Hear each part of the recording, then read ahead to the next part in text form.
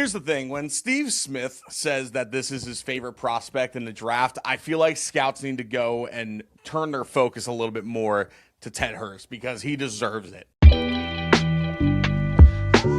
Draft Miss, episode number 6, highlighting 25 different prospects between now and the NFL draft. Today, we're going a little bit deeper, man. Here's the thing. I feel like we've been doing a lot more of the ones that most people know about. Let's get a little bit deeper. Let's dive into a wide receiver that, again, an absolute legend, a Hall of Famer, believes is the best wide receiver in this draft, the biggest steal in this draft. We're talking Ted Hurst from Georgia State. Obviously, when you go to a small school, there's not going to be nearly as many looks, but when you're able to stand out the way that Ted Hurst had this past season, 1,000-yard season, 71 catches, 6 TDs. This dude is a fantastic threat down the field and honestly might have some of the best footwork in the draft this year. He's not going to be your quintessential route runner. He's not going to be your slot guy. This is the dude they're going to be like, hey, go long, throw it up. He'll grab it for you. Just look at these first steps. The quality of his footwork is absolutely phenomenal. He also shows patience at many times as well,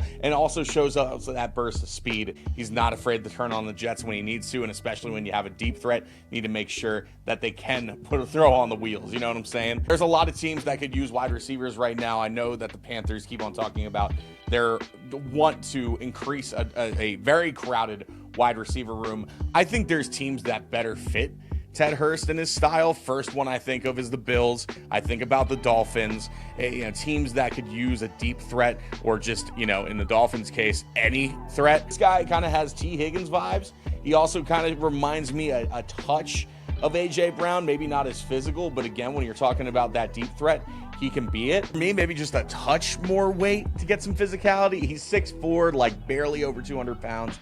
Maybe like another 10 wouldn't be bad to put on him. But I'm being nitpicky, And this is, again, not a guy that's going to go first round. If you end up with him in the second, third, or fourth, that's a steal for sure. I think there's going to be a lot of eyes on him. There's a pretty solid wide receiver class. So as you get further down the board, this will be a fantastic option for teams that are looking to bolster up their wide receiver room. Again, we love a nice deep cut, man, and there's plenty of them in this draft. We're going to be highlighting some as we keep on going here with Draft Miss. But tomorrow, maybe not as much of a deep cut. I will say he certainly stands out in many different ways, especially on the O-line, because this dude is freaking massive. Of course, like, subscribe, follow me on social for more details, for more things that were going on, for more content involving the NFL, the draft, and just beyond that. Always having fun, man. So appreciate y'all.